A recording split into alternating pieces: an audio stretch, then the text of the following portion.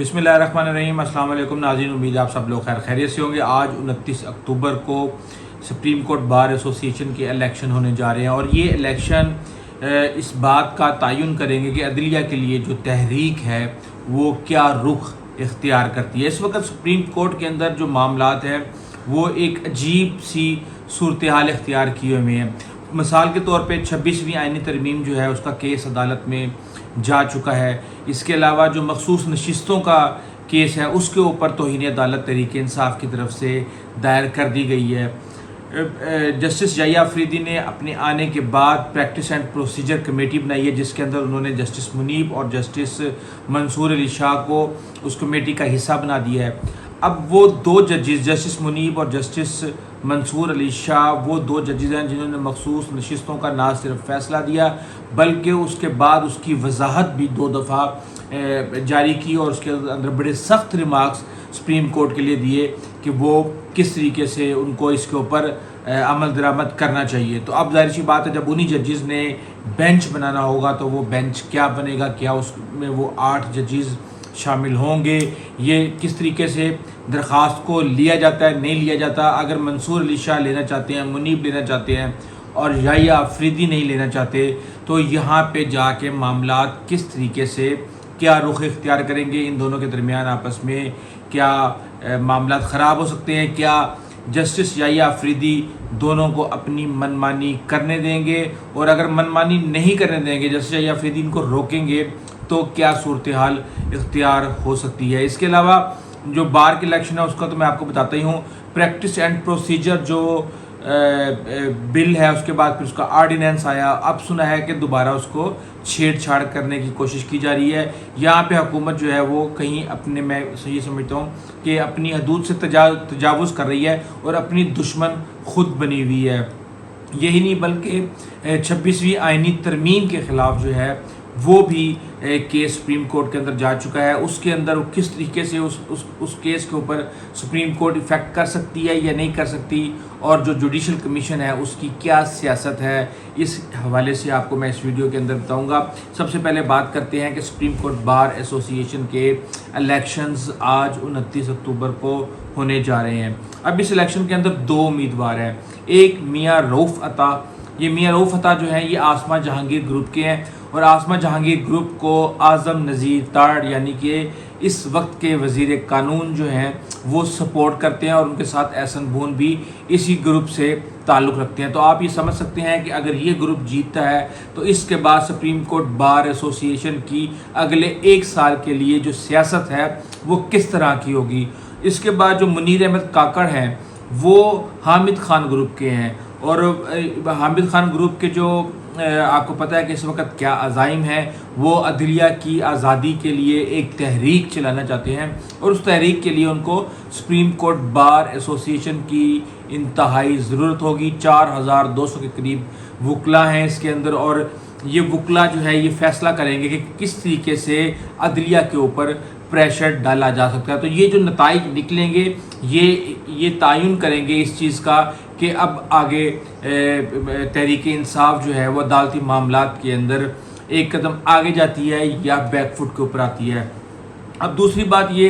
कि हम ये देख रहे हैं कि जैसे ही काजी फाइज ईसा गए हैं धड़ाधड़ तहरीक इंसाफ ने अपने केसेस को डालना शुरू कर दिया है। अभी केसेस जैसे आएंगे और अब फॉर एग्जांपल के जो मखसूस नशिस्तों का तौहीन अदालत का केस है, अभी जब केस कमेटी के सामने जाएगा तो आप जज्बात समझ सकते हैं जस्टिस मंसूर अली शाह के और उसके बाद जस्टिस मुनीब अख्तर के। जब उसमें तौहीन अदालत उनकी ख्वाहिश होगी कि वो इलेक्शन कमीशन के जो मेंबरान हैं उनको तौहीन अदालत की सज़ा दें और वो इसका इजहार भी कर चुके हैं अपनी वजाहत के अंदर भी, फैसले के अंदर भी। तो अगर यहाँ पे याहिया अफरीदी उनको रोकते हैं तो जाहिर सी बात है कि दोनों के मामलात जो हैं वो फिर तनाव का शिकार हो जाएंगे। उसमें अब देखना है कि कितनी समझदारी का मुजाहरा करते हैं जस्टिस मंसूर अली शाह और जस्टिस याहिया अफरीदी और किस तरीके से, क्योंकि इसके बाद फिर लेगेसी सेट हो जाएगी और देखा जाएगा कि क्या जस्टिस मंसूर अली शाह और जस्टिस मुनीब जस्टिस याहिया अफरीदी को ड्राइव कर सकते हैं या जस्टिस याहिया अफरीदी ख़ुद अपनी परवाज़ लेंगे और वो इस तरीके से हुकूमती मामलात के अंदर جو ہے وہ اس طرح کی ڈسٹربنس کو کہ آگے وہ ریزسٹنس بنیں گے۔ اب اس کے ساتھ کہا یہ جا رہا ہے کہ پریکٹس اینڈ پروسیجر جو بل ہے اس کے ساتھ چھیڑ چھاڑ کرنے کی پلاننگ کر لی گئی۔ اب یہ دیکھیں کتنی افسوس کی بات ہے کہ پہلے آپ نے یہ دیکھا کہ دھڑا دھڑ ایک جسٹس یعنی عطا بندیال جو ہے اپنی من مرضی کر رہے ہیں اور حکومت کو انہوں نے بہت زیادہ ٹف ٹائم دے دیا ہے، تو وہاں پہ آپ کی سوچ آئی کہ کچھ 3 لوگ ہونے چاہیے۔ اب وہ 3 لوگوں کے اندر اس وقت ہمارے جسٹس قاضی فائز عیسیٰ تھے اور جسٹس جو ابھی ایڈ ہاک کے اوپر ہے طارق شیخ تھے، میرے ذہن میں نام سے طریقے سے نہیں آ رہا، تو وہ ججز جو ہیں ان کو سوٹ کرتے تھے تو انہوں نے وہ قانون بنا دیا۔ اس کے بعد جب ہم نے دیکھا کہ بعد میں جسٹس اعجاز الاحسن بھی چلے گئے اور سینئر ترین جو جج ہیں وہ جسٹس منصور آ گئے، اور جسٹس منصور اور جسٹس منیب نے جس طریقے سے مل کے عدالت کے اندر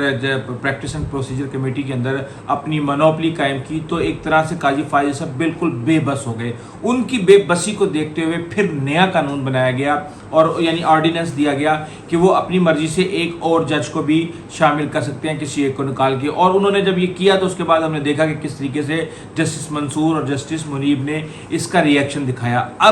اب دوبارہ اگر ان دونوں کو کمیٹی میں ڈال دیا گیا تو اس کے لیے نئی قانون سازی، میں یہ سمجھتا ہوں کہ یہ انتہائی شارٹ سائٹڈنیس ہے۔ کیا ہم اپنے مسئلے اور مسائل وقت کی مشکلات کے مطابق ہم اپنے آئین کو اس طریقے سے اگر تبدیل کریں گے تو یہ ایک مذاق بن جائے گا، اور حکومت کو اس طرح کی کوئی بھی کوشش نہیں کرنی چاہیے۔ اب یہ کہا جا رہا ہے کہ جناب آئینی ترمیم کا جو معاملہ ہے وہ عدالت میں آ گیا ہے، اس کے اوپر کیا ہوگا؟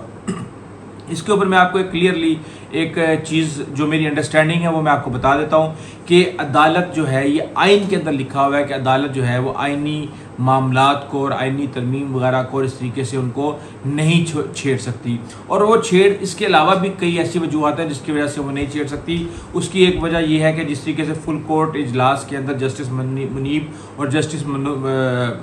منصور علی شاہ جو ہیں وہ شرکت کر چکے ہیں، تو اس کا مطلب یہ ہے کہ انہوں نے جسٹس جائیہ آفریدی کو دل سے نیا چیف جسٹس آف پاکستان تسلیم کر لیا۔ اب یہ جو نیا چیف جسٹس آف پاکستان ہے یہ 26ویں آئینی ترمیم کے تحت آیا ہے، کیونکہ یہ سینیورٹی لسٹ کے اندر 30 نمبر پہ تھے، اور اس سے پہلے منصور علی شاہ اور پھر اس کے بعد منیب تھے، تو 2 سینئر ججز کو یہ سپر سیڈ کر کے آئے ہیں۔ تو جب یہ آ گئے ہیں، انہوں نے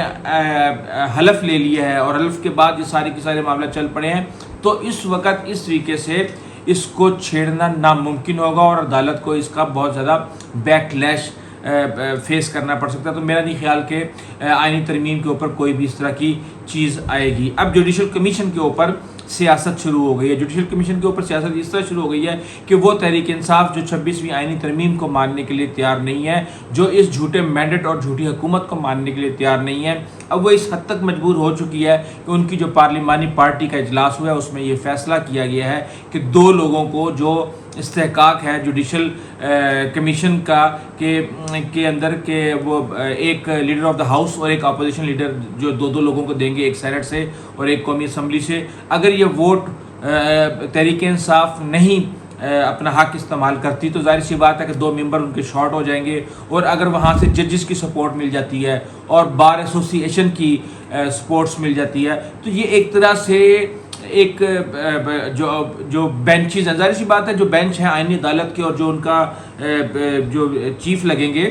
پریزائڈنگ جج، وہ ان 19 ججز میں سے ہی ہوں گے جو کہ اس وقت سپریم کورٹ آف پاکستان کے اندر موجود ہیں۔ تو اگر وہاں پہ ان کی اکثریت ہو جائے گی تو وہ اپنی مرضی سے بینچز بنانے میں اور آئینی عدالت کے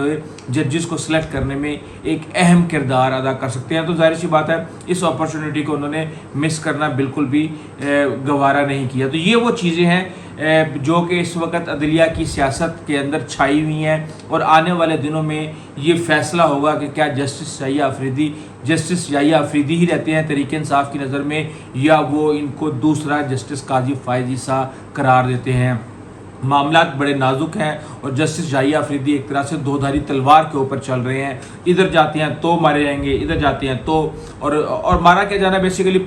جو پرسیپشن ہے کیچڑ مڈ سلیڈنگ وغیرہ ان کے اوپر اچھالی جائے گی۔ تو یہ ساری چیزیں ہیں، اس سے انہوں نے بچنا ہے اور اس وقت ان کے آگے کنواں اور پیچھے کھائی۔ اس حوالے سے ہم آپ کو اپڈیٹ کرتے رہیں گے۔ اندر تک لے اجازت دیجیے، اللہ حافظ۔